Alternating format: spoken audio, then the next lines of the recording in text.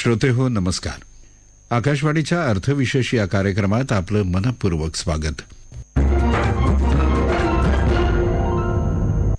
अर्थविशेषच्या आजच्या कार्यक्रमात आपण ऐकणार आहोत नील अर्थव्यवस्थेबद्दल. भारताच्या G20 अध्यक्षतेखालील SAI-20 अर्थात सर्वोच्च लेखापरीक्षण संस्था 20 परिषद 12 जूनला गोव्यामध्ये सुरू झाली. नील अर्थव्यवस्था आणि जबाबदार कृत्रिम अर्थव्यवस्था या महत्त्वाच्या अर्थव्यवस्थांच्या घटकांमध्ये लेखापरीक्षणाचं महत्त्व यावर भाष्य करण्यात आलं. G20 राष्ट्रगटाचं अध्यक्षपद भारताकडे आल्यानंतर ब्ल्यू इकॉनॉमी म्हणजेच नील अर्थव्यवस्था ही आर्थिक विकासाच्या संकल्पनांमध्ये केंद्रस्थानी आली आहे. आज जागतिक व्यापाराच्या 80% व्यापार समुद्रमार्गे होतो. जगातील जवळजवळ 40% लोकसंख्या ही किनारपट्टीच्या जवळ राहते आणि 3 अब्जाहून अधिक लोक त्यांच्या उपजीविकेसाठी समुद्रावर अवलंबून आहेत.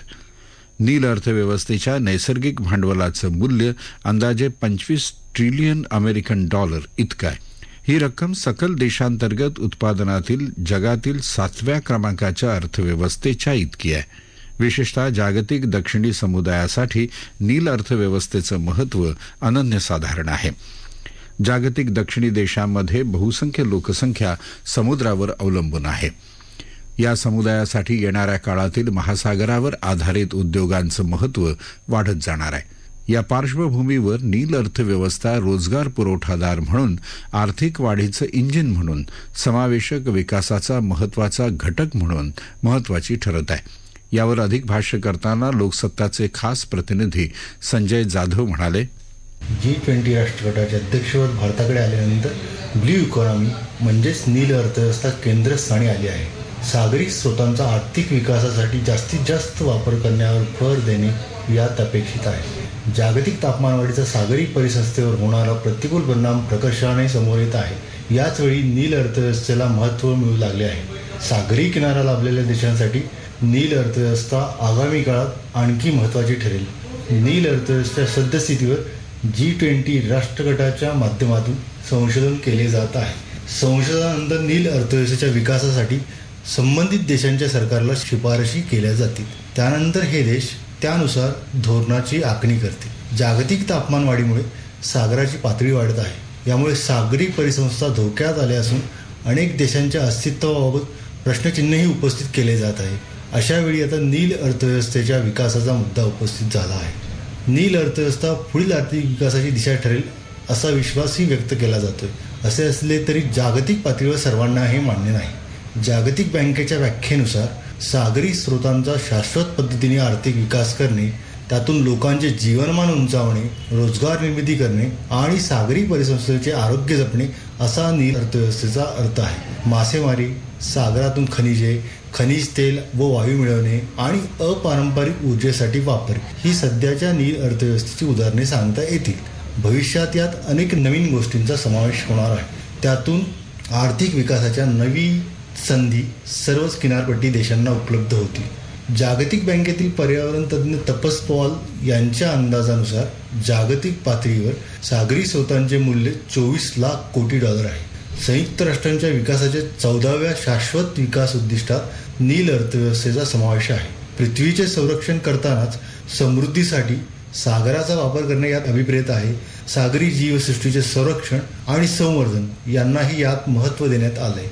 यामुळे नील अर्थव्यवस्थेच्या विकासासाठी आता धोरण आखण्याची आग्रही भूमिका काही देशांनी घेतली. सागरी संवर्धन अर्थव्यवस्था शाश्वत पद्धतीने विकसित करण्यासाठी 2030 पर्यंत वर्षाला $175 अब्ज मोठी गुंतवणूक आवश्यक आहे. प्रत्यक्षात 2015 ते 2019 या काळातील विचार करायचा झाल्यास $10 अब्ज कमी गुंतवणूक झाली आहे. भारताचा विचार करता सकल राष्ट्रीय उत्पन्न म्हणजेच GDPत नील अर्थव्यवस्था वाटा केवळ 4% आहे. ट्रान्सनॅशनल इन्स्टिट्यूट या संशोधन संस्थेने नील अर्थव्यवस्थेबाबत मूलगामी निरीक्षण नोंदवले आहे. मासेमारी करणारे मच्छीमार हा एकमेव असा छोटा समुदाय आहे जो जागतिक पातळीवर सागरी स्रोतांचा वापर शाश्वत पद्धतीने करीत आहे. हे निरीक्षण अतिशय महत्त्वाचे आहे. याचवेळी नील अर्थव्यवस्थेचा आर्थिक विकासासाठी वापर करण्यासाठी पूर्ण क्षमतेने काम सुरू झाल्यास सागरी परिसंस्थेकडे दुर्लक्ष होईल असाही दावा पर्यावरण तज्ज्ञ करीत आहेत. केवळ आर्थिक विकासावर भर दिला जाईल आणि पर्यावरणाकडे दुर्लक्ष केले जाईल असा आक्षेप घेतला जातो. आताही अनेक सागरी उद्योगांमुळे हाच प्रकार घडतोय. नील अर्थव्यवस्थेचा फायदा मिळवताना अनेक गुंतागुंतींच्या समस्या आहेत.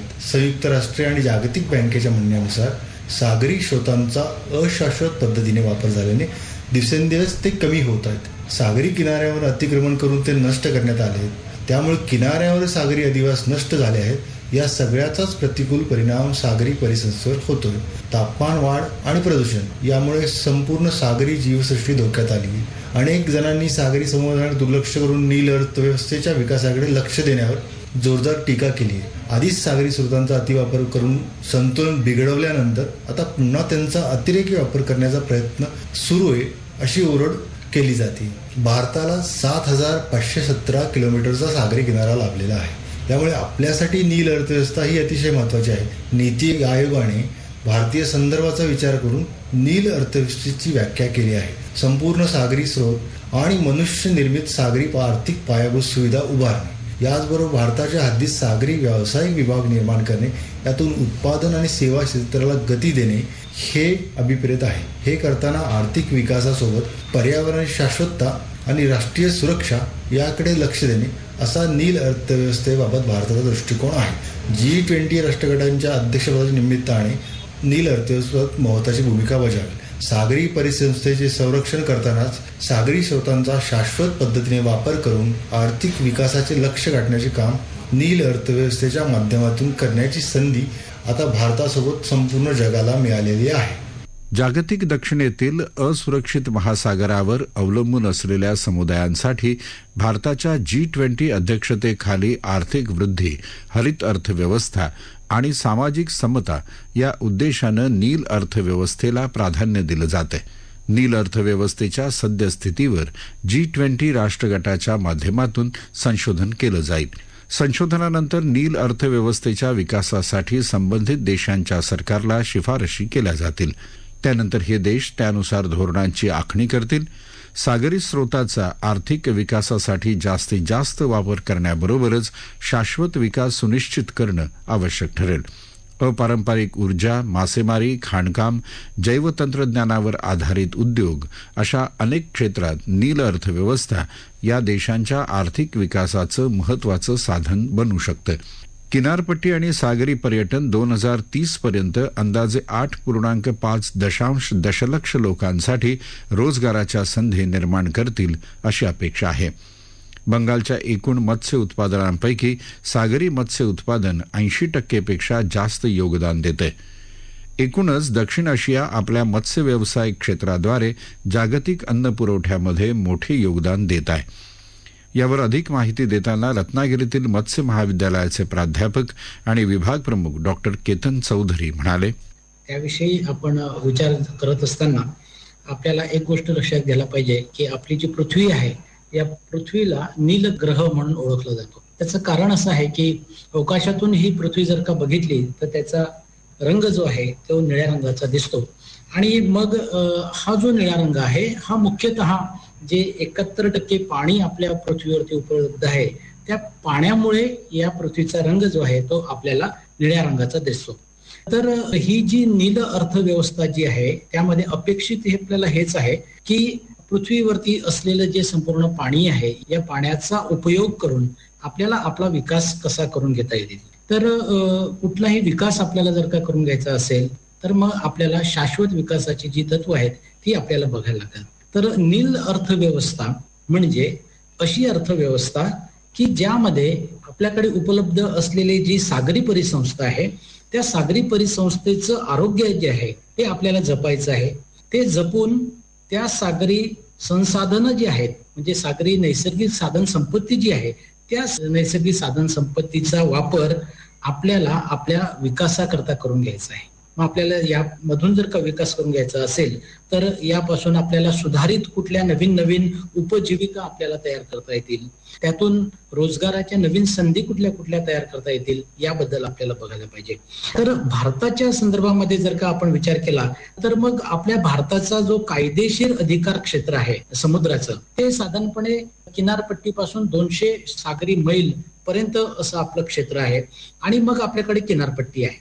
तर या संपूर्ण 200 सागरी मैल अंतरापर्यंतचे जे क्षेत्र आहे ते क्षेत्र आणि किनारपट्टीचं क्षेत्र यामध्ये उपलब्ध असलेली जी संपूर्ण साधन संपत्ती आहे याचा आपल्याला विकासाकरता कसा उपयोग करून घेता येतील. मग यामध्ये सगळ्यात महत्वाचा भाग जो येतो तो म्हणजे या समुद्रामध्ये असलेली नैसर्गिक साधन संपत्ती, ते म्हणजे मासे.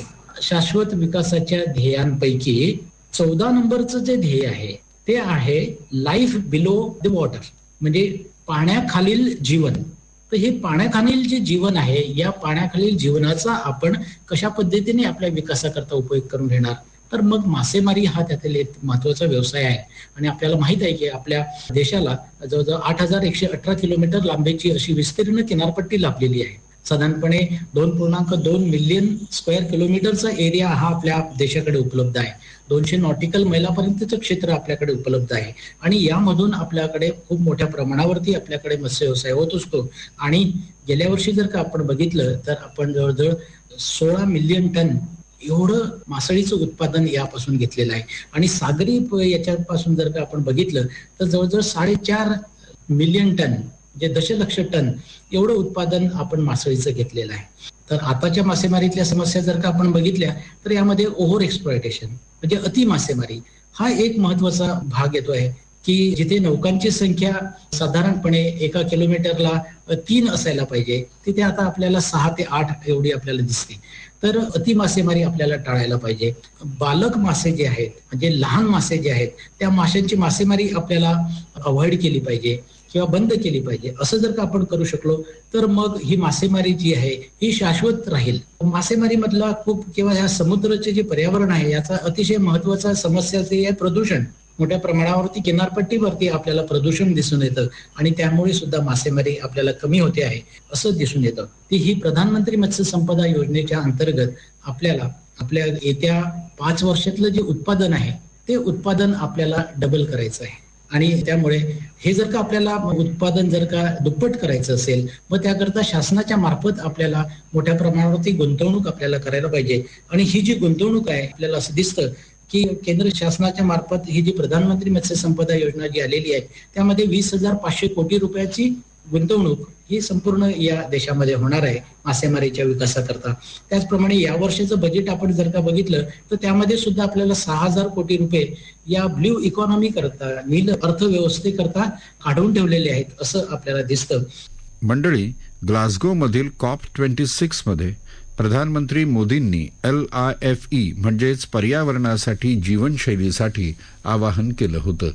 मानवी अस्तित्वाचा आधार असलेल्या सागरी आणि किनारी परिसंस्थांचं संवर्धन गांभीर्यानं केलं पाहिजे. नील अर्थव्यवस्थेच्या माध्यमातून जागतिक दक्षिणेचा विकास साधता येऊ शकेल. तो सर्वसमावेशक आणि शाश्वत असावा अशी अपेक्षा आहे. नील अर्थव्यवस्थेतील परिवर्तनामध्ये एकात्मिक सागरी संसाधनांच्या नियोजनाचा समावेश असणं आवश्यक आहे. महासागरातील सर्व भागधारकांना सहयोगी सहभाग ज्यातून निश्चित होईल अशा राष्ट्रीय आणि आंतरराष्ट्रीय धोरणांची आवश्यकता आहे. भारताच्या नेतृत्वाखाली या माध्यमातून नव्या युगाच्या विकासाची पताका रोवली जावी अशीच सर्वांची इच्छा असेल. श्रोतेहो, आपला अर्थविशेष हा कार्यक्रम आपण न्यूज ऑन AIR या ॲपवरही लाईव्ह ऐकू शकता. यासोबतच आमच्या मुंबई एअर न्यूज या YouTube वाहिनीवर कार्यक्रमाचं ध्वनिमुद्रण आपल्याला कधीही ऐकता येईल. श्रोतेहो, याबरोबरच आजचा अर्थविशेष हा कार्यक्रम संपला. हा कार्यक्रम आकाशवाणी मुंबईच्या प्रादेशिक वृत्त विभागानं सादर केला. सादरकर्त्या सरस्वती कोवळेकर, निर्मिती राजेश शेजवळे, लेखन विनोद देशपांडे, निवेदन राजेश शिरभाते.